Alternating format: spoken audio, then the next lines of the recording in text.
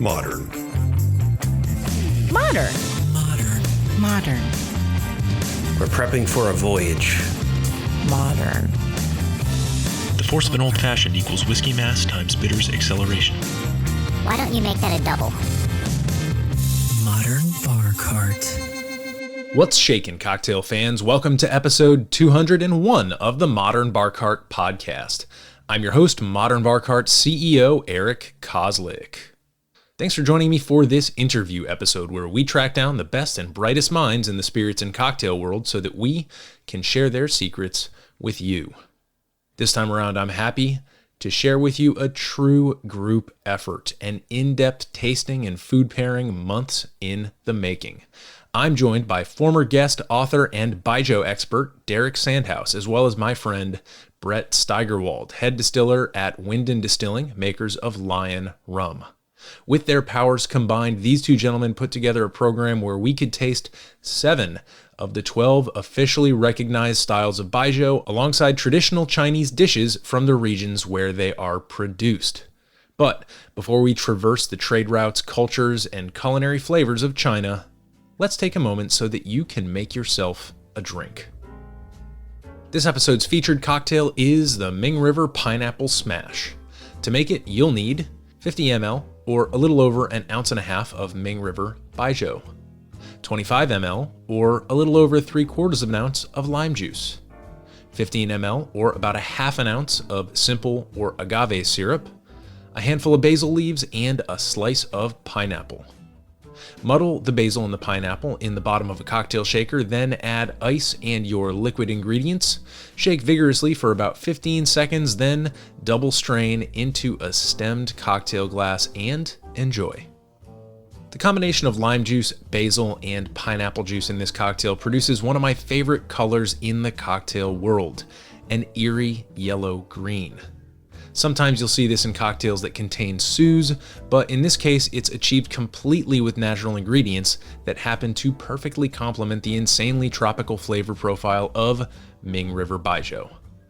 The other great thing about this drink is that it's simple, scalable, and can be made with just one bottle of Baijiu and a trip to the grocery store, fitting it nicely in with our past guest Maggie Hoffman's approach to one-bottle cocktails.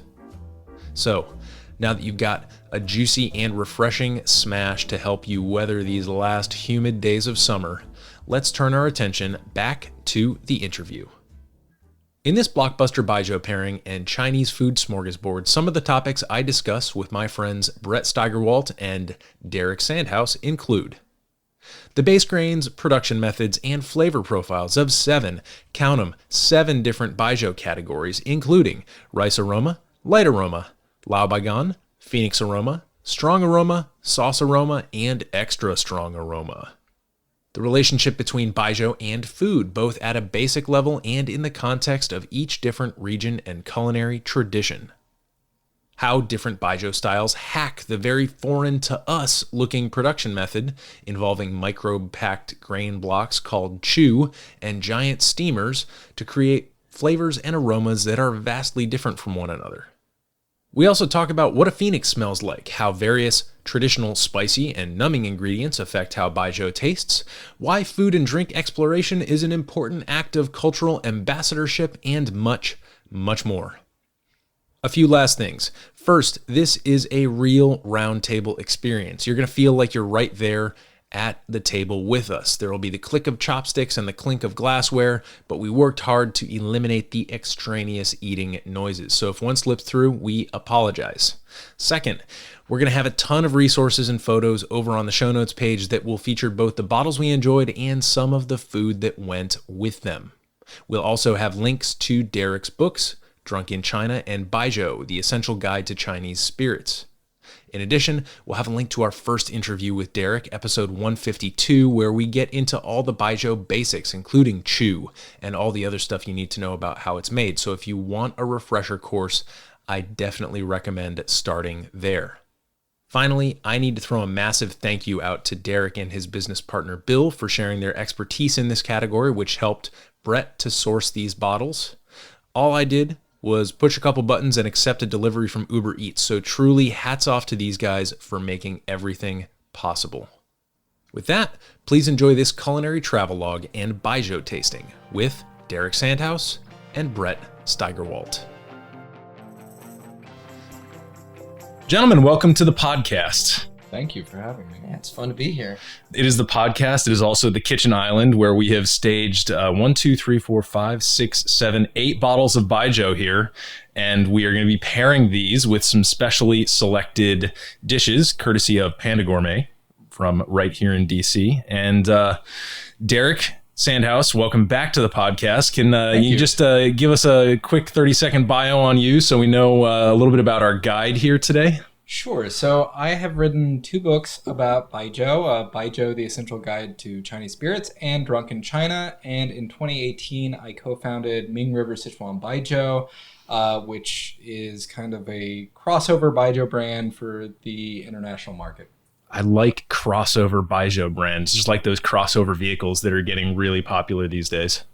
Yeah, well, I mean, I see it as a very authentic, traditional Sichuanese strong aroma Baijo, but it is marketed more to the bar world. Mm-hmm, mm-hmm.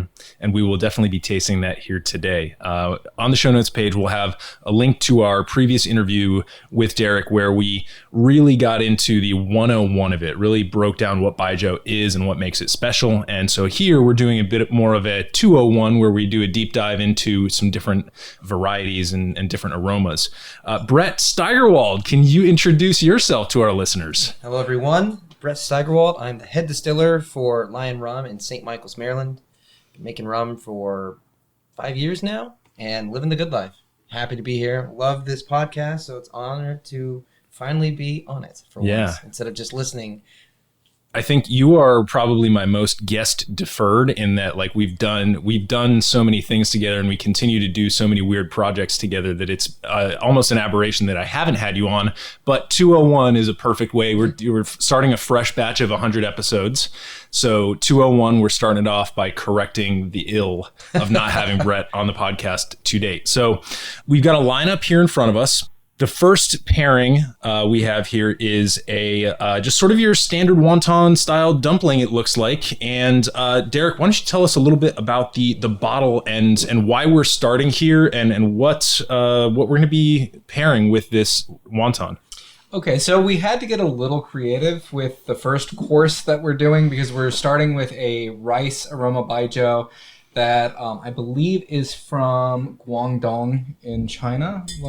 Let me see. It's called Mijo To, and I'm not okay. So I'm going to back up a second. It says that it is from Taiwan. Right. Originally. This was the one that was from Taiwan, I believe. I when Bill met me at Ocean down in Chinatown in New York. We just couldn't find one that was closest that we could find. Yeah, so this is a rice aroma style Baijo. This is a style that does come historically from southeastern China, from Guangdong or Guangxi, but most of the export products you get in the U.S. tend to come from Guangdong. And this style of Baijo, it tends to be lower ABV. It tends to be very mild. You get like a bit of that like ricey graininess. I mean, it's very close in terms of how it's made and its flavor profile to like an awamori from Japan. So it's like, absolutely. It's got a little slightly different fermentation process than the other Baijos in that it's fermented for a shorter period of time. There's a little bit of water added, and sometimes they will do it in a 2-step fermentation process where you start the saccharification, then you add some of the chu, the yeast culture, to kick it off. But it's light, mild, and the food from southeastern China tends to also be like pretty light, mild. So we got a dumpling here. It is what they call a shuijiao in China, which is kind of northern, but you still get the rough idea of pairing a dumpling with a delicate rice Baijo. So if you're a little bit behind on the production process with Baijo as a listener here, you're definitely going to want to go back to that other interview with Derek because we break down exactly what chu is. We've got a lot to get through in this episode. So we're going to be focusing more on the aromas, the styles, the flavors, and the pairings. But like I said, we'll definitely link to that episode in the show notes so that you can go back and learn about the very sort of different manufacturing process compared to what we think of. If you've done a distillery tour here in the US, I can guarantee you that especially the fermentation, the saccharification process is vastly different with Baijiu, which is just the tip of the iceberg of what makes it so special to me. So Derek, as I taste this and do the little pairing over here, can you just give us the overview of how Baijiu is consumed with food in China? And I guess if there are any like traditions or rituals associated with that? Absolutely. So in China, Baijiu is always consumed with food. And this is because alcohol in like Chinese culinary philosophy has always been considered, part of the meal. Not just, you have your food and drinks, like the drink is part of the world of food. So the notion that you're going for with any kind of banquet is you want to have as many different dishes with as many different flavors and textures on the table so that they're all, bringing something different to the table. And so with Baijiu is seen as a complementary flavor to the food. And that's why we're pairing types of food that you would find in the different regions where these Baijiu would come from, because the kind of flavor profile that developed over time in these regions is going to be one like perfectly suited to that particular food. It's sort of the cultural corollary to what grows together goes together. Exactly. Yeah. Yeah. And I'll be honest, that was really nice. It's just like it's like your pretty run of the mill pork dumpling. I mean, it's delicious because it's from Panda Gourmet, but I really get what you're saying of like the Baijiu, the rice aroma, certainly compared to some of these bad boys that we're about to get into, is very gentle, and it's almost like a palate cleanser. It's a sweet little palate cleanser compared to the salty pork with the soya. Yeah, you've got kind of this like little like light kind of like lemony like sweetness to it that you get with the rice aroma, and it goes really nice, I think, with like the ginger that you find in that pork. Oh yeah, Brett, how did you like it? I thought it was wonderful. Like you get all of that, just the richness of the dumpling. And then it's a perfect foil that'll cut it, but also complement at the same time.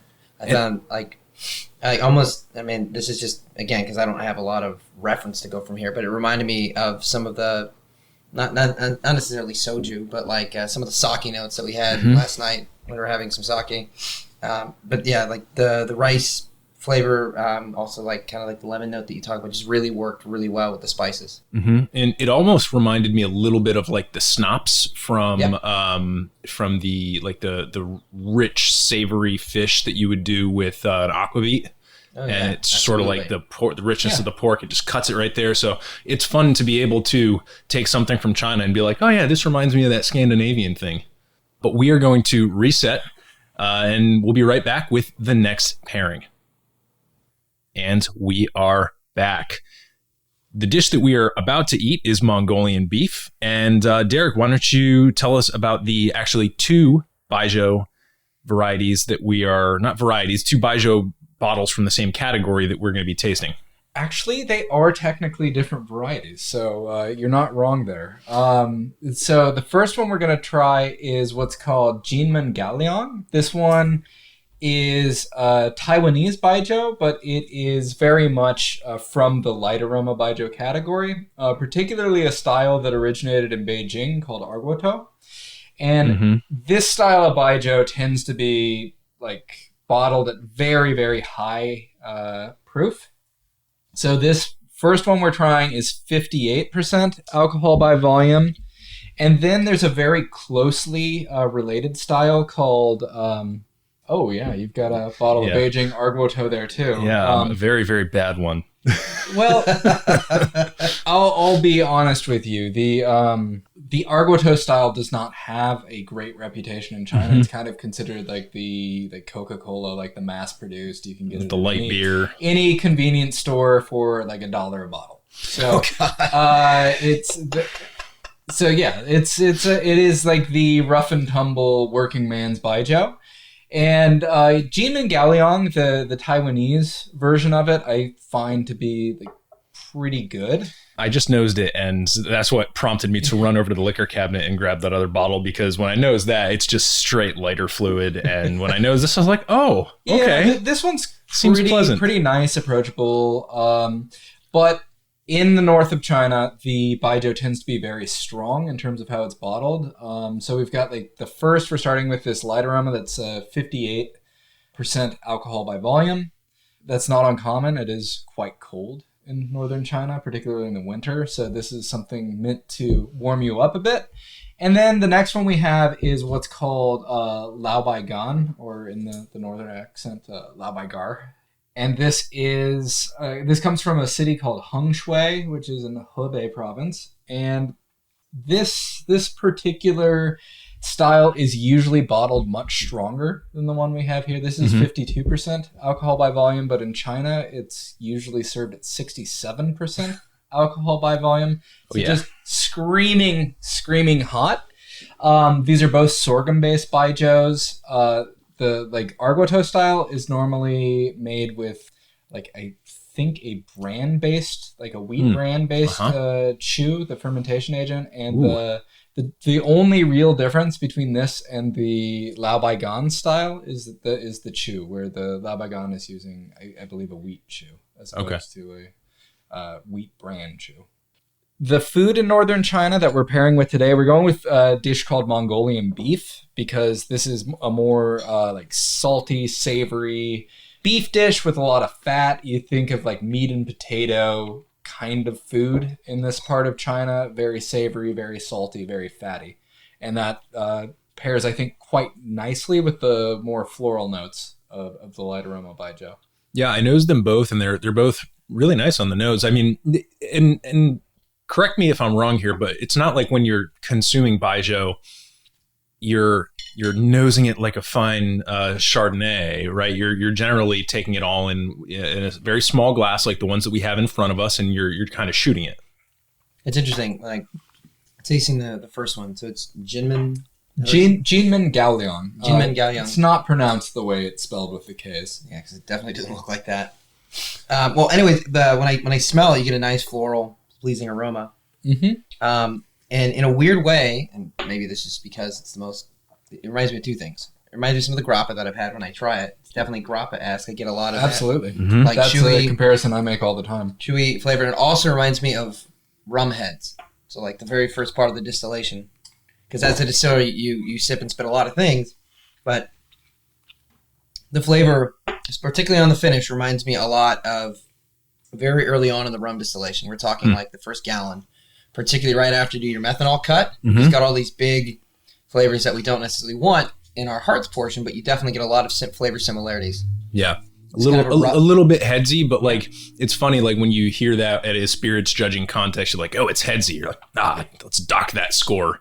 But in many contexts, like specifically in the mezcal world and in some of the Asian spirits traditions that I've encountered, like that slight headsy aroma isn't really considered a flaw. Right. Yeah, that's actually like the very first spirits competition I ever judged at. I was on a panel with a Chinese distiller, and like, after a few rounds of the competition, a grappa distiller who was heading our panel like pulled me off to the side and said, "We've got this problem. You and the Baijiu distiller keep rewarding things that we're docking for having faults in them." And it was one of those kind of wonderful moments of realizing, we are looking fundamentally for different things in our spirits. It's crazy how often those conversations happen and have to happen in those contexts, because when people see these medals, they're like, oh, someone with an impeccable palate, has deemed this gold worthy. And it's like, no, like a bunch of regular people just sat around and argued about this for a while. And really the argument didn't stem so much about the quality per se. Sometimes it stemmed more about like what our definitions are of like what is good and what is bad. So anyway, I think it's helpful to have that mindset coming into tasting spirits that you're unfamiliar with, because one of the things that you and I talked about during our first interview was that it just seems like the expectations of what you're going to get flavor-wise between China and the US don't translate super well. And maybe that's something we can talk about with Ming River, especially when we get to that. Sure. And I mean, that's an important lesson, I think, for approaching Baijiu, but as you say, approaching any kind of spirit, is that you have to learn the paradigm of what that liquor is and what the people who make it are trying to achieve. And that's one of the reasons why for many years now, I have always, when I introduce people to Baijiu, tried to have several different styles with me. Even when I'm, introducing people to Ming River, which is the one that I sell, I want people to taste different products in the different styles of Baijiu, just so they have a sense this is the universe that is Baijiu, and this thing we sell, this is where it fits. Mm-hmm. The laobaigan too is certainly different enough from the light aroma to me on the palate to be like, ooh, that is distinctly different. It's darker, definitely more cereal notes for me, and so I mean, even though they are very close in form and function, I guess, certainly legitimate enough differences for me to be like, all right, these are two different categories now in my brain. Yeah, so, I mean, of the Baijiu we're tasting today, all but 2 of them come from different styles. So we're tasting 7 of the 12 officially recognized Baijiu categories today. Mm-hmm. And you can definitely see the relationship between light aroma and laobaigan, but they are different enough, as you say, to be classified differently by the Chinese. Well, this was, I think, a great pairing. It really kind of transports me in my mind to northern China, where it's cold and you eat these sort of things and drink these sort of things, which I think is the point of this exercise. So very excited to keep on going here, and we'll be right back with the next pairing. So we are back with the next pairing, but before we say what we're going to be drinking and eating for this round, Derek, bring us back to the aroma question, where we're talking about wafting in the glass of California Cab while you're, about to cut into that big porterhouse. It's not like that, is it, in China? It's more like that than you would think. I mean, there's not the stopping to consider the aesthetic merits of the Baijiu between every sip that you take. But because Baijiu is quite an aromatic spirit, you will often have these glasses that are full to the brim in front of everyone at the table. You'll also usually have an open carafe of the Baijiu on the table, and you can usually smell it. And the way that you often praise a Baijiu is by talking about how fragrant and interesting and pleasing the fragrance is, which is my belief as to why Baijiu is classified technically according to its aroma or fragrance. That people, at least initially, you are first struck by the smell of a Baijiu before the taste. Yeah, and which is what makes it such an exciting spirit to judge, and equally complex, as we were just mentioning. But yeah, it's most people talk about drinking spirits, but really there does seem to be a dual aspect to Baijiu, and that it is certainly meant to be enjoyed for the aroma first and foremost, and then there's the pairability of that, it seems. So why don't you tell us what we're drinking and what we'll be enjoying with it for food? Okay, so for this next one, we are continuing through kind of north central China, a little bit west of where these drinks come from, to a province called Shanxi, which is one of the older regions of China. It's famous for being for the city of Xi'an, which is the ancient capital of China, and also kind of this wonderful Silk Road trading hub. So there have been a lot of different influences from around the world on the food of Shanxi. So in particular, today there's a strong Central Asian Muslim influence on the cooking there. So there's a lot of lamb and noodles and kebabs, things of that nature. But the food tends to also have a lot of spice to it that you don't get in other parts of northern China. So what we're having today is a classic dish called liang pi, which is cold noodles with just some bean sprouts and some roasted tofu and spicy, little vinegary sauce. It's just a really nice, refreshing dish. And we're pairing this with the most famous Baijiu from Shanxi. It's a little west of Xi'an, at a distillery called Shifeng, which means Western Phoenix. So the style of Baijiu that this falls into is called Phoenix Aroma, and it's considered to be a hybrid between light and strong aroma Baijiu, which is what we're going to taste next. So it's made from sorghum. It uses the same kind of chew that they use in certain styles of light aroma Baijiu, which is made from barley and peas. And it is fermented in mud pits. But what's really unusual about this particular style of Baijiu is that it's aged in what they call the seas of alcohol, which are these big kind of like wicker baskets that are lined on the inside with paper and cloth that's been hardened with beeswax and pig's blood. So it's this really unusual aging vessel that they age the Baijiu in for some time, and it gives it a slightly different character than the others. With this one, I find it like on the nose to be like almost grape-like. Oh yeah. Which is time. kind of fun. Again, maybe that comes from the same chew as light aroma, which has a lot of grappa notes. But I get almost like a oxidized wine aspect of this, like from the south of France, or sure, it's like it's grapey, but also sort of oxidated. It's but, really cool. Or like a vin jaune from like Jura region of France, very much so. Wow. You also get the same similarities between the third one, like in a similar aroma. You can definitely get the sorghum a lot. The sorghum note comes out through. But on the palate, it's got a much more like kind of like viscous, like almost like fruit leather type note to it. And what this style in particular is really notable for is these really, really long, expansive finishes that like change in your mouth as it's just sitting there, and like you wait for it to end and it just doesn't. Yeah. It's an unusual style. It seems appropriate to me that the Phoenix aroma seems to be a fusion of the light aroma and the strong aroma, and the people and the culture of that province seems to be a fusion culture with a lot of comings and goings and influences from different culinary traditions around the world. So I think, with the grows together, goes together type of cultural metaphor that we referenced earlier, I think this is yet another example of that seems perfectly on point. The dish itself, just to describe to listeners what we're enjoying here, it's these very, very broad rice noodles and the kind of a spongy tofu and that slightly spicy, slightly vinegary sauce.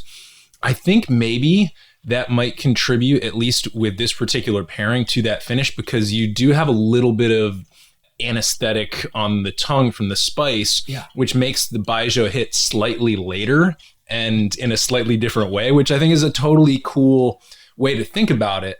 We talk about the different architectures of a flavor experience, not just taste, not just flavor and aroma, but also the way that the spirit travels through your mouth, hitting different parts of your palate, and then as it even travels down your throat and warms different parts of your bodies. So when people talk to me about flavor, it's why I almost militantly insist that chemisthesis and spice and texture and all of the aspects of your flavor experience that are controlled by that trigeminal nerve are so crucial, because without that, we couldn't have this conversation. Like, this wouldn't be a thing that we could contextualize. But knowing the spice and knowing how this Baijiu operates, it's fascinating to just break it down like this. And like, where else are you going to get that? So I'm just stoked to be here and doing this with you guys. Well, I mean, China, obviously.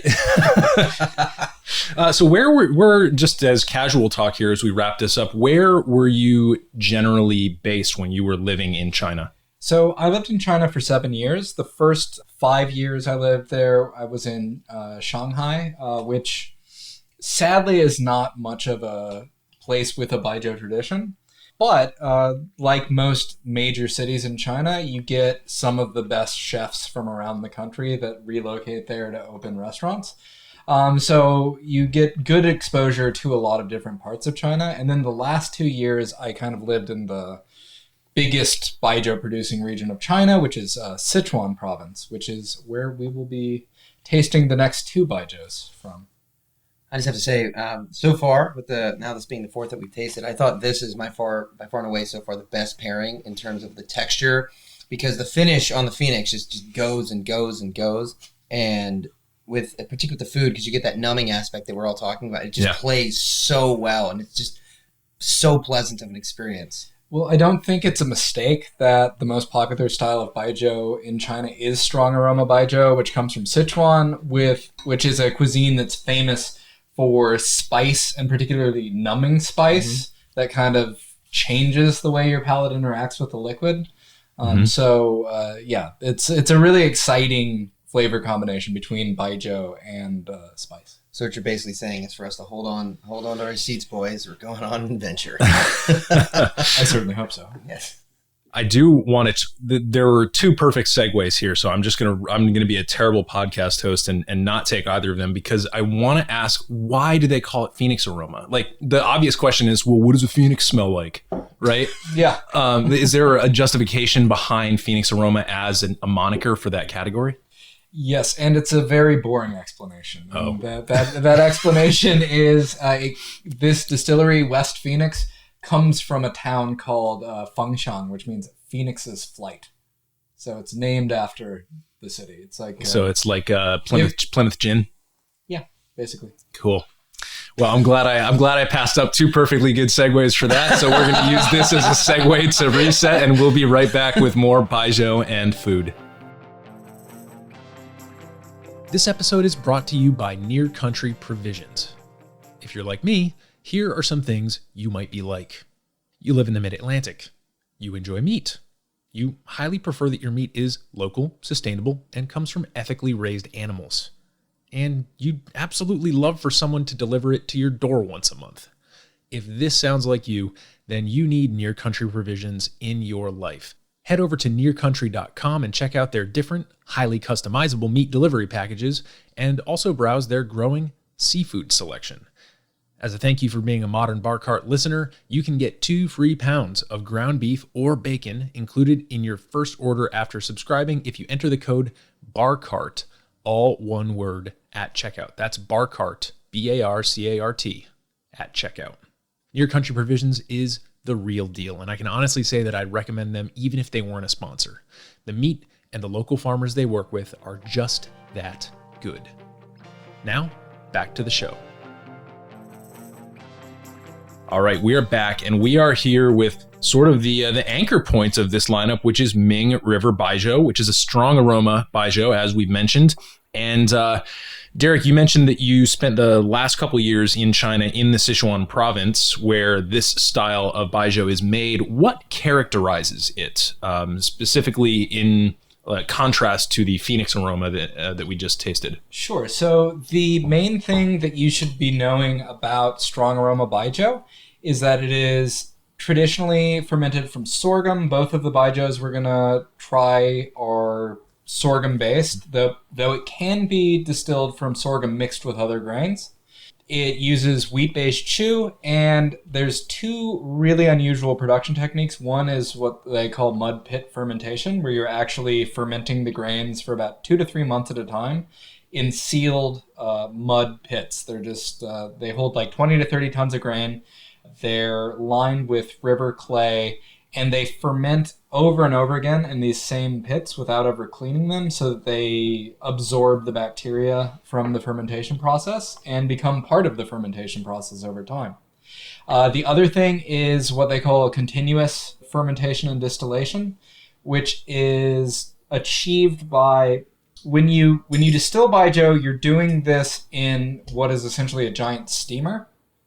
So you can steam grains or distill them in the same device. And they combine these processes by basically distilling the top layer of the pit, throwing that away, and then mixing in fresh grains with the lower levels that have more alcohol in them. So when you distill the fermented grains, you're actually steaming the grains you've just added, so thereby creating a fresh source of starch within the mash that you can take out of the still, add more of the chew, and then ferment it again. And so they do this with the same mash where they're using roughly 80% of the last batch over and over and over again for weeks, months, years, and in the case of our distillery, which is the oldest in China, hundreds of years. So the oldest fermentation pits and mashes that they have there are from 1573. Mm-hmm. I think we did some math or something. It was like when Shakespeare was like 9 years old. Yeah, exactly. Or something like that. Yeah. It was definitely from the lifetime of Shakespeare, and it's kind of crazy to think of the distillery having that, access to flavors that they started developing at that time, but really cool. And it allows you to create blends of different Baijos from different pits, where you can combine very young pits, distillates with those from very old pits. And we're kind of lucky that we have Ming River and this other Baijo, Zisha, which is from the Luzhou Laojiao distillery. And you can taste how those different blends affect the flavor. So there's a couple things. Brett, did any of that remind you of Dunder? Oh, very much. I see there's a lot of parallels with rum, particularly maybe these crazy long fermentations, and you're always adding to it. It also kind of reminds me of in some ways at least, how in certain places in Mexico where they make rum, they'll have continual fermentations, kind of like Paranubis, where they'll crush all the cane, start the fermentation, and then when they distill it, they only remove half of it, so they're always topping up. And that way they don't ever have to pitch yeast, and they're just using whatever's there. So this continuous fermentation is just, it's incredible, particularly since it's been doing this for so long. It's got just like families and families and families of all these bacteria that have just lived in that area. Like the sense of place is so strong. That terroir. Yeah. It's so strong. It's like, the world's oldest living organism is some like whale shark somewhere. It's like, no, I think the world's oldest living organism is like this pit. The colony right there, right? And I think to me what's romantic about that is this sense of DNA, the sense of heritage, the sense of being connected with the people who were consuming this before you. It really, I don't know, it really kind of bends your brain in a little bit, in a way that makes you feel connected with something bigger than yourself, which I think is a nice side effect of enjoying food from particular cultures. But here it's so process based. It's so like important to the way the spirit is made. It's inseparable. Mm-hmm. And, we just had a podcast with David Wondrich where I got to talk to him about his article, Plato and Aristotle Walk into a Bar. And he was talking about how with certain cocktails, the process is inseparable from the product. If you change the process, it's just not that cocktail anymore. And it seems like for this, it's like, no, you change that pit. Like you're like, it's okay to start from scratch. It is very feasible to start from scratch, but it will not be this thing then. It will not have that mother sauce that has been sitting there for accruing flavor like an Infinity or a Solera, an Infinity bottle or a Solera system would be the closest thing I can compare it to. Sure, and if you look at the Baijiu we just tried, the Phoenix Aroma is fermented in mud pits in a similar way, but their mud pits are cleaned like once a year. So it's not a like buildup of this pit over time. And you can tell they don't have the same like kind of funky umami notes that you get out of Baijiu. They actually call in strong aroma Baijiu the more like earthy tasting notes. They call that the pit flavor, whereas the fruitier, more like tropical notes that you get in the strong aroma Baijiu are more common to younger mashes and younger pits. Now that brings the question: what is the youngest pit? Actually, at where Ming River is made. So the youngest pits are going to be with strong aroma Baijiu. They usually won't use a pit that hasn't been conditioned for at least 3 years. Okay, that's considered like not capable of being true to the style. So with Ming River, most of the pits that they use to ferment that are about 20 to 30 years old. So a younger product. But again, this just goes down to local taste. It's made in the same, both of these products are going to be made in the exact same way. There might be some older pits in the Zisha, but the older pit flavor is going to be one that is maybe more sought after in China, but might not be as appropriate for a new Baijiu drinker. Gotcha. which is exactly what we should be talking about right now, because you designed Ming River specifically for a Western palate. And that means a couple of things. One thing right off the bat to notice is that the ABV is a little bit more reasonable than some of the big bombs that we have on the table in front of us, which certainly encourages mixing in cocktails, something that you and your team do an excellent job with. You teamed up with Shannon Mustafer, who's a past guest, to do some really fun, almost tiki-style cocktails with the Ming River. And so aside from the lower ABV and the more cocktail-focused use, like what are some of the other considerations in designing a Baijiu that is specifically targeted towards a Western palate? Well, it's funny because I would say in China, the most, as you'll see from the products we're tasting today, like 52, 53% alcohol by volume is a very normal strength and pretty average. Our distillery, most of their products are bottled at either 38% or 52%. Okay. And the 38% is actually more popular when we go out with the distillers at Luzhou Lajiao. We settled on something that was in the middle because, it's, for one, it's cheaper to export a lower ABV product. But also, we didn't want to make it so light that it wouldn't stand up in a cocktail and contribute something. But the way that we did it was not necessarily telling them, like, change your production style, do this differently. We worked really closely with the master blender at the distillery, and she gave us, 4 different samples, basically A, B, C, and D, that each highlighted a different part of the flavor profile of a strong aroma Baijiu. And we just took those to some of our bartender friends in New York and had them do a taste test blind. And, we took the feedback we got from that, and then the distiller designed 4 more. So if, they said 50% said they liked A the most and 50% said they liked D the most, we worked really honing in on the A and D and like getting narrower and narrower in what flavor profiles we were trying to highlight there. There's a lot you can do with the thousands of different raw distillates that they have at that distillery to create a unique blend. Now, what kind of aging, if any, is associated with this? Because, like, in a Western perspective, for example, you tend to think of, old things as being aged or put away in a barrel or something like this. But can you talk a little bit more about how, once it's distilled, the process? I know you may have covered this in the last podcast. No, I'm happy to. So, at our distillery, they age mostly in terracotta clay jars. Not so unlike what this bottle is. Sure. But in caves. So the caves that they age this in, they're right near the river. And this creates both like high humidity within the cave, so you have minimal evaporation. But also you get this really interesting process, again, a connection with the place where algae grows all over the clay jars. Cool. And so the air going in and out of this is filtered another process through another living organism local to the region. That is wild. That is so wild. It's funny being from such a sterile place. Like, I remember I went to just to Burgundy, like it's a place where Americans are like, oh yeah, wine comes from there.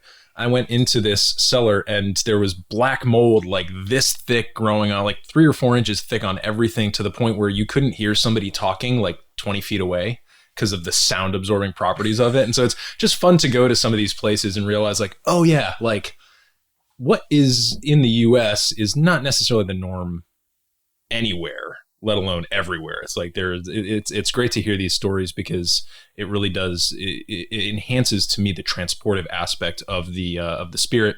And pairing wise, what we have is a dish that I was prepared to not like, because it's one of the very few things I don't like. It's eggplant, but this is just a beautifully, must have been marinated in some like magical way and stewed perfectly, because it's got a great texture. Not crazy spicy or anything, but a lot of flavor. And then we also have a rabbit dish as well. So yeah, what we're eating, the eggplant is a classic Sichuanese dish called yushang qiezi, literally fish fragrant eggplant There is no fish in this. It's mostly just made with a garlic kind of chili oil sauce. And these two dishes show off very different sides of Sichuanese cuisine that I think the rabbit dish is what a lot of people think of first and foremost. It's got a lot of Sichuan peppercorn in it. It's got some chili oil. It's got some peanuts.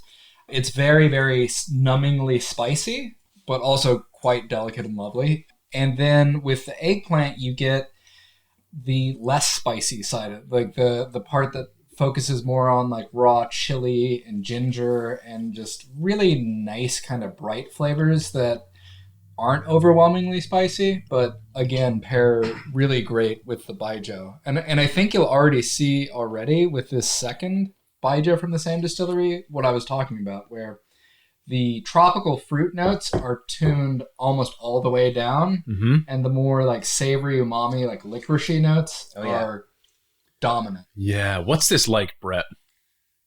It's reminding me of something herbal. Kind of reminds me of like chartreuse and other things of that nature, I guess. A little bit, yeah, but it's still that pineapple. So with the Ming River, like pineapple is like the big note, like maybe somewhere between fresh and stewed, like maybe just a really ripe pineapple that's starting to get a little bit brown is the way I think about it. And here you get it almost immediately in the second one. What's the name of the second one that we're tasting in? So the Zusha. I believe purple clay. Okay. And kind of a purplish clay bottle they've got there. But yeah, it goes right into like much more savory and you're right, almost the anisette. Yeah, it reminds me of like a bit of an anisette. Like it reminds me of a cocktail that was made in an absinthe rinse glass in a certain respect. Like it's got that light anise, but not to the point where you're like, yeah, I'm sipping on ouzo. And honestly, like the finish reminds me of just, kind of being on like the Mediterranean coast, southern France. You're getting a lot of those licorice notes. Pastis, definitely. You're getting, in some ways, like I'm almost getting like a hint of like honey-esque with that anise. So it kind of reminds me of like the finish of like a drambuie or something like that. Oh, yeah. Yeah, you're definitely getting like that herbal heather kind of note. Oh, see, look at this guy. This guy flavors right here. Anything else about the Szechuan culinary style that we should keep in mind? Are there any hallmarks in the U.S. of like really good, authentic Szechuan food that consumers should look for? Absolutely, yeah. So there's a few Sichuan dishes that you're going to find pretty much everywhere around the U.S. that are great, wonderful representatives of these two different like pathways, both the spiciness and the kind of more laid-back, subtle flavors. There's the mapo tofu is the go-to Sichuanese spicy dish. You have dry-fried green beans, usually with like a fermented like bean of some kind, or some minced pork is very nice. The fish fragrant eggplant. There's also this preparation is done with like shredded pork a lot. That's quite nice. Or more of a pork mince. And then a hot pot. Just a spicy hot pot is classic Sichuanese, like a really, really good way to drink Baijiu is next to a bubbling cauldron of chili oil. I now know exactly what I'm going to do when it gets cold. I'm just going to invite a bunch of friends over. We're going to have hot pot and drink a bottle of Baijiu and just chat. It's going to be fantastic. Because, this would just work so well with so many of those, like, trigeminal flavors that you get. The spices will be some numbing aspect, and it'll just play so differently. And the finish on this is still so long. It's not as long as, say, like the Phoenix, but it's there. So I think that would just be so much fun. And, if you don't like spice as much, something that's a little more muted in its spice level, gong bao ji ding, or what we call in America, kung pao chicken. Yep. It's another Sichuanese classic. Amen. So, Derek, just remind us the best way to get Ming River Baijiu here in the U.S. So if they don't carry it in your local liquor store, shopmingriver.com will ship to most parts of the U.S. So that's your best bet. Awesome. And can confirm, can recommend, and we will be right back with the next lineup item. All right, we're back with a very culinary sounding sauce aroma Baijiu, and we're going to be enjoying a nice dish of flounder with pickled cabbage here, which is something I'm excited about. I love flounder, and this looks really, really nicely prepared. Derek, tell us a little bit about Sauce Aroma and where it's from. So Sauce Aroma comes from a town called Maotai in Baijiu province. And Maotai is actually only about 50 miles east of Luzhou, where Strong Aroma Baijiu comes from. So there's definitely certain similarities between the two styles and how they're made, but very, very different Baijius. So Sauce Aroma Baijiu is fermented about 8 times over the course of 1 year in stone pits. And it uses a continuous fermentation process where you're fermenting and distilling the same mash over and over again, like a Strong Aroma Baijiu, but you're only adding in fresh grains the first 2 cycles. So the last, 6 fermentations, you're working with an increasingly lower amount of alcohol and an increasingly cooked mash. So the result is a very, very umami flavored Baijiu that's got some smokiness to it, but it's every flavor of the umami rainbow. It's sesame, nuts, soy sauce, mushroom, cheese. It's like all in there at the same time. So, couple follow-ups on that. Stone pits. Is it like pits lined with stone, or is it actually like chiseled out of stone? It's stone bricks. So, okay. It's like masonry. A hole dug out of the ground that's lined with brick. Okay. And then the other follow-up was, I'm glad you clarified about the fermentation, because I was going to say, like, all right, well, if they're not then adding fresh ingredients after the first 2 fermentations, what distinguishes the next 4? And it seems like there's the cooking, that steaming process that you mentioned is kind of in there, right? Well, there's a couple of different ways that the fermentation process is different than Strong Aroma. One is, like I said, you're not the pit itself is not part of the process. It's just a container for the mash. But the other thing they do that's pretty unusual with this style of Baijiu is that they start fermentation outside of the pit. So what they do is they mix the chu and the Baijiu together, and they let it sit out on the floor of the factory for about 2 days until you can actually see the microorganisms forming in the mash. And then they bury the mash. So piling fermentation is not super common in the Baijiu world, but it is in this style. The other thing is that the fermentation period is a bit shorter, so it's about a month at a time, whereas Strong Aroma is 2 to 3 months. Sure, but it seems like they kind of work the system to get the most bang out of that shorter fermentation. Exactly, but this particular style of Baijiu uses a wheat-based chu like Strong Aroma, but it's a wheat-based chu that's produced at a higher temperature. So the microorganisms inside it are more heat resistant, and there's less yeast inside of it. So they actually have to use quite a bit more of the chu in the fermentation process than a Strong Aroma Baijiu does.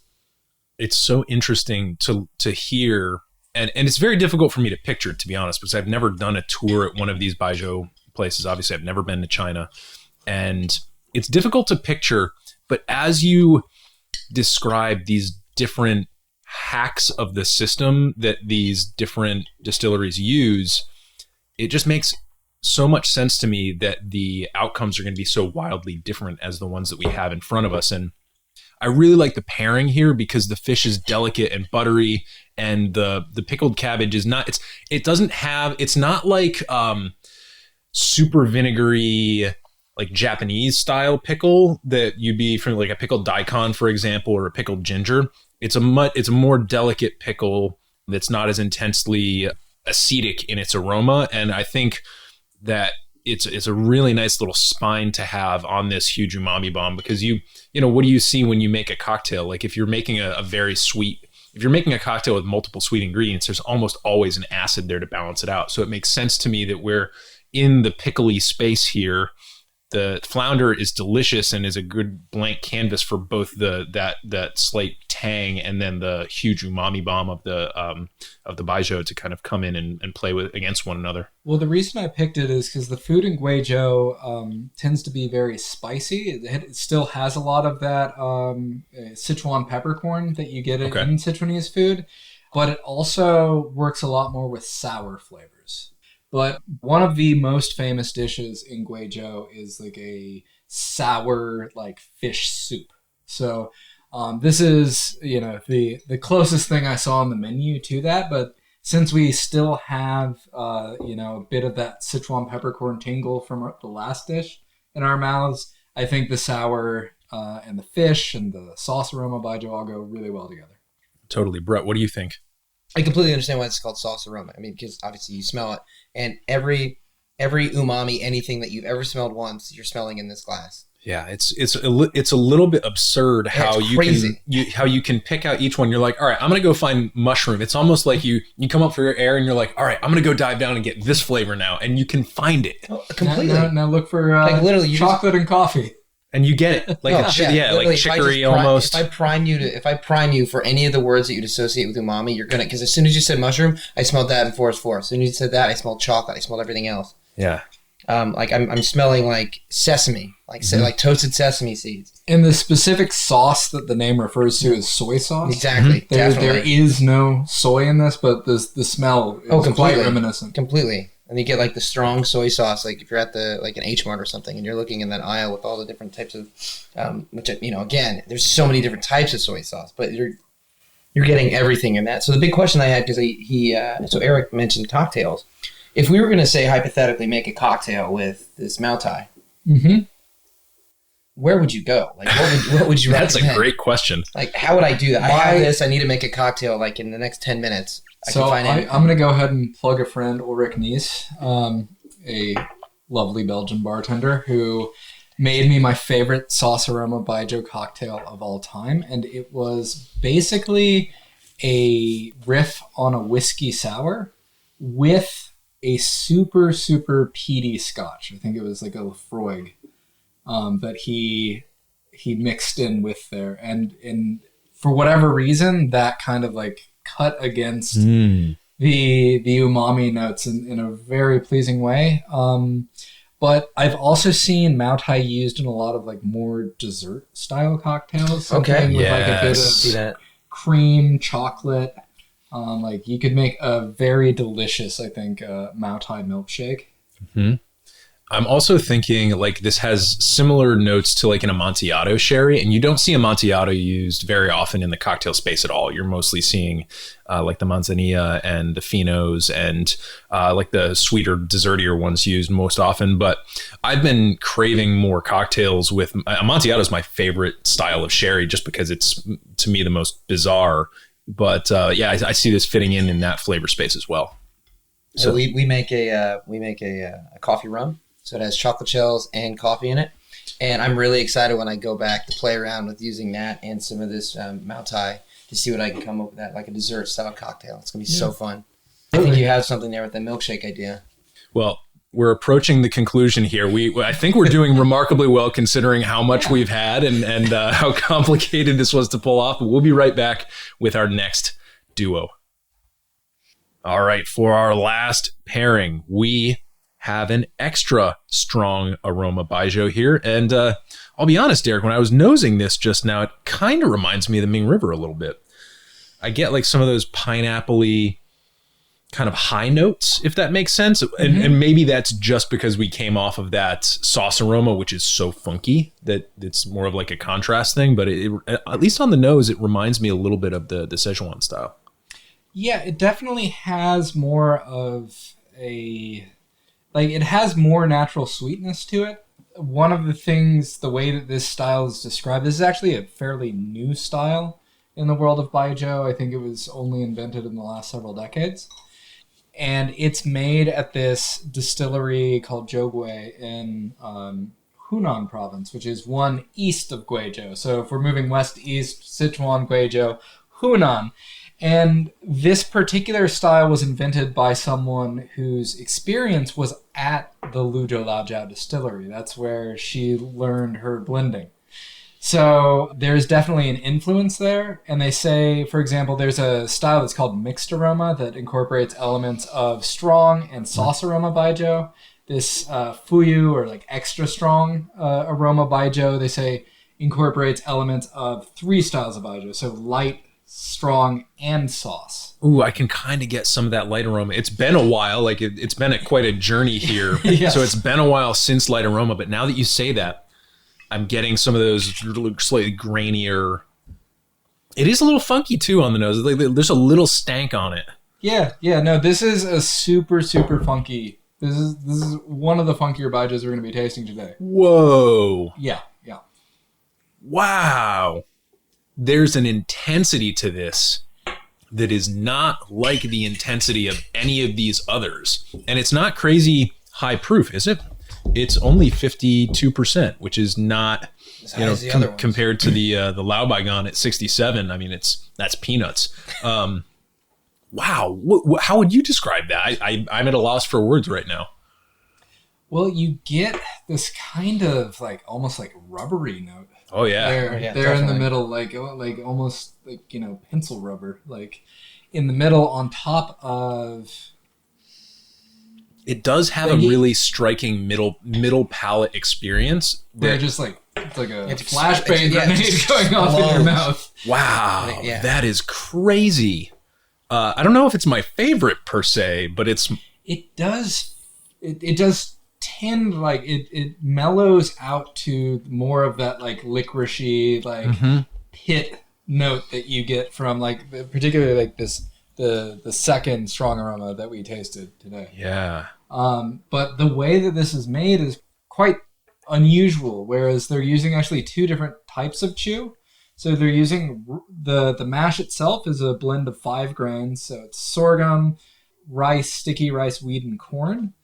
The mash is first saccharified with like the starches are converted to sugars with small chew, and then they fermented in pits with big chew.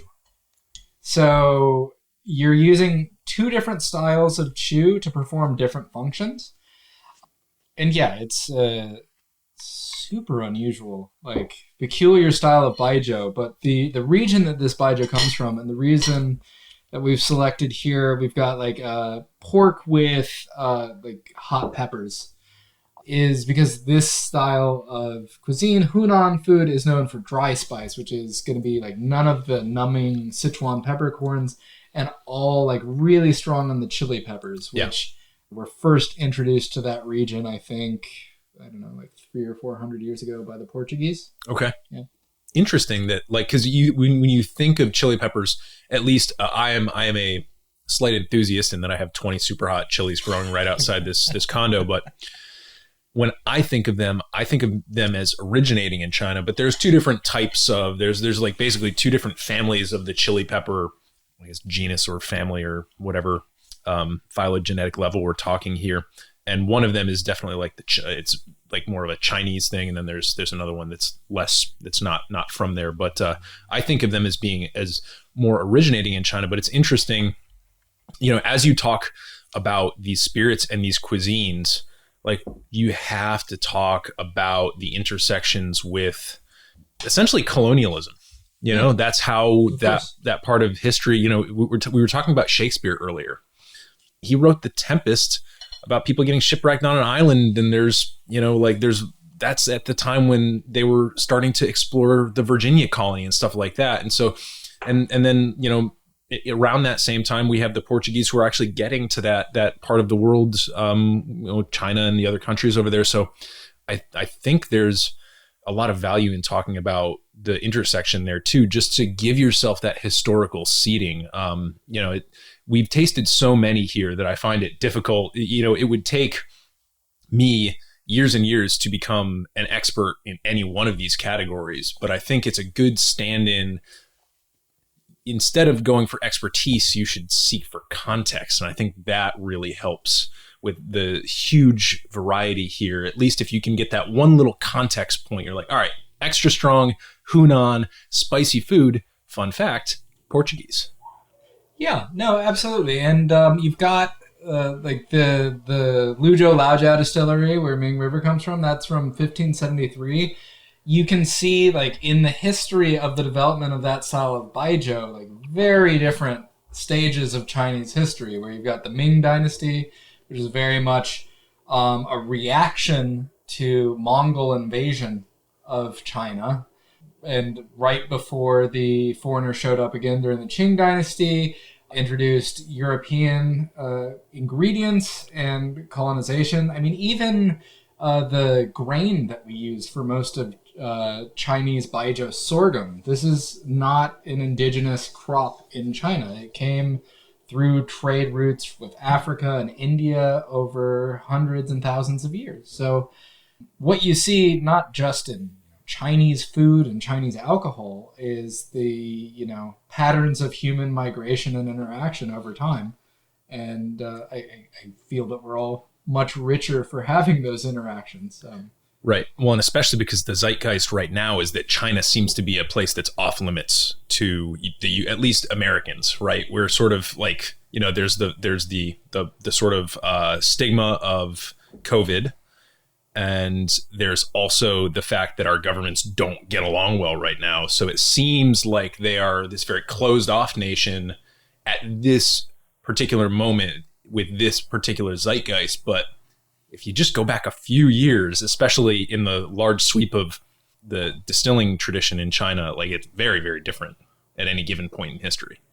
Oh, I mean, absolutely. That is certainly the case. I think it's a weird moment in history right now. I wouldn't read too much into right now we're closed to European travelers, for example, and I don't view Europe as our big geostrategic adversary. But certainly in a low point of international political relations between our countries, I think it's important to seek out these opportunities to connect with the culture and remember the actual human connections that can be forged between people and cultures, and really seek to have a more nuanced understanding than you're getting in newspapers, for example. Right. Rhett, what's your take on this incredibly intense extra strong? Well, let me pour myself some more. I obviously liked it. I mean, I kept, as you said, you keep searching for what you're trying to experience and you try to understand what this is. And it just gets more and more complex. Like halfway through the tasting experience, when you're sipping on it, it just explodes into something else. Mm-hmm. And it's interesting because when I smell it, I get, it almost reminds me, I'll definitely pick up on notes from say Ming River and a strong aroma. And then I also, when it sits and breathes a little bit, the umami part opens up. I get this nuttiness. I get the pencil eraser that you're talking about. And then actually that's why I kept smelling my glass after it was finished. It continued to develop into something completely different in the glass. So when I think about this particular pairing with the spicy pork and the spicy peppers, it reminds me of a wine pairing, a very particular wine pairing motif, which is when you eat spicy food, you want to put a really intense, generally a high acid white wine, like a crazy high acid Sauvignon Blanc with spicy food. And to me, this is kind of like that, but it's even more because it being a spirit, a distillate, as opposed to a ferment, it's got way more punch, this extra strong aroma, than a wine does. And in addition to that, then it just beats up your palate in a way that you're like, all right, so stay with me here. I ran cross country in high school and I got shin splints pretty much immediately.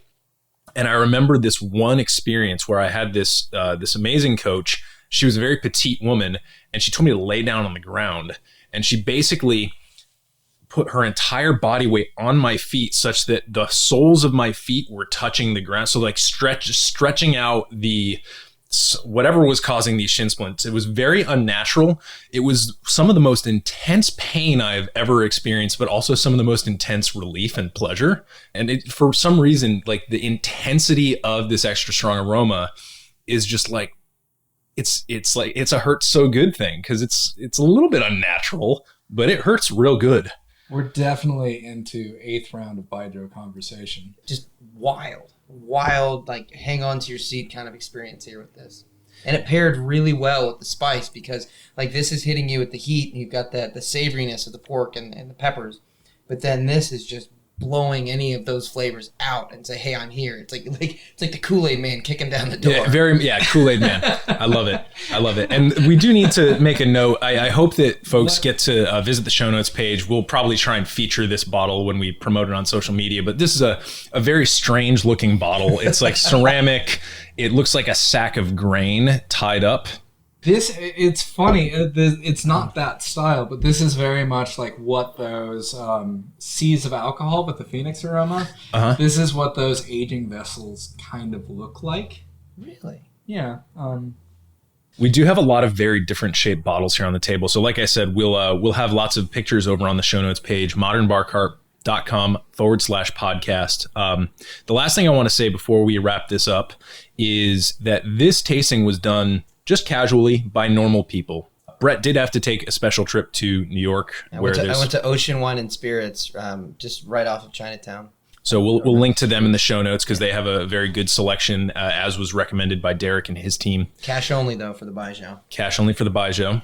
That's a good note. Don't want to show up, and I don't think they accept Venmo.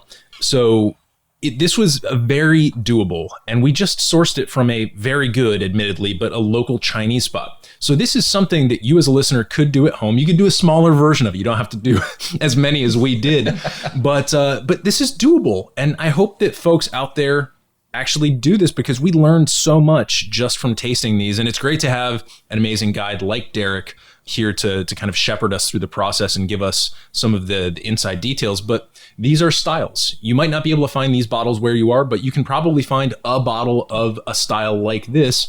So I guess my note is you should really freaking do this. That's exactly what I'm going to do because I have a bottle of Ming River at the house. I have all these bottles or whatever makes it back because they're very good. And as soon as it gets cold, I'm doing hot pot. I'm inviting friends over. Let's drink Ming River. Let's pair it with this experience, and let's just celebrate this cultural achievement that we're able to do easily. Mm-hmm. And for me, I've been involved with Ming River, and we work with a lot of bars. We make a lot of cocktails with the Baijiu, but really for me, this is how I fell in love with Baijiu as a category. Just sitting around with some friends, some good food, drinking, enjoying, and having a good time with each other. Yeah, doing the hard work of tasting and comparing. It's also joyful work though. So Derek, thank you so much. Can you just remind us how to get in touch with you and Ming River digitally? Sure. So Ming River, MING river.com is our website. Ming River Baijiu on most social media. And you can reach out to me if you have Baijiu questions, Derek at drinkbaijiu.com. Baijiu is spelled with two I's, Baijiu. A lot of people forget the second I, so it's important. All right. And Brett, I hear that you tend to be found most often at a little distillery in St. Michael's. How do folks go find you there? Oh, easy. If you want to find the distillery, first off, it's Lion Rum, Lyon Rum. At Lion Rum, Instagram. We have other social medias, but lionrum.com as well. For me personally, you can find me Brett Steigerwaldt. If you can spell my last name, that's a start, but I'll help you. STEIGERWALDT. On Instagram, I am at almost_Icarus. Don't want to be Icarus. You almost want to be them. Yep. You want to fly high, but you don't want to fly too high. And you'll see, my life and all the fun stuff that we get to do. It's not as cultivated as other people's. It's kind of raw, which is fine. That's kind of my style. But that's where you can find me. Awesome, man. Well, thank you both for joining me for this. I'm doing all of the legwork to make it happen. I just did the talking work and the Uber Eats work. So I think I got the good end of this. And for all of you listening out there, thanks for joining us. Hey everybody, thanks for listening. If you enjoyed this episode, there's two big things you can do for us here at Modern Bar Cart. One would be to tell your friends and family if you think they'd enjoy listening to us talk about cocktails. And if they don't download podcasts, they can always stream our episodes on their desktop directly from the show notes page at modernbarcart.com. The other thing you can do to help would be to head on over to iTunes or wherever you download your podcasts, and leave us a review. 5 stars are great, but we're more interested in your feedback. And the beauty is, the more reviews we have, the easier it will be for other folks out there to learn about our show. We're trying to start a cocktail revolution here, and by spreading the word, you're helping us fight the good fight. You can always reach us by emailing podcast@modernbarcart.com if you're looking for cocktail or bartending advice, or if you're a pro who would like to pull up a mic and be interviewed for all to hear. Also, definitely follow us on Instagram and Facebook @modernbarcart for cocktail porn, recipes, and entertaining tips. And keep an eye out for new product releases and special offers, which are happening all the time. We love our listeners, and we really enjoy giving you exclusive discounts and sneak peeks at our latest and greatest cocktail projects. This episode may be over, but for you, the mixological fun and adventures are just beginning, so remember, folks, drink responsibly and experiment boldly.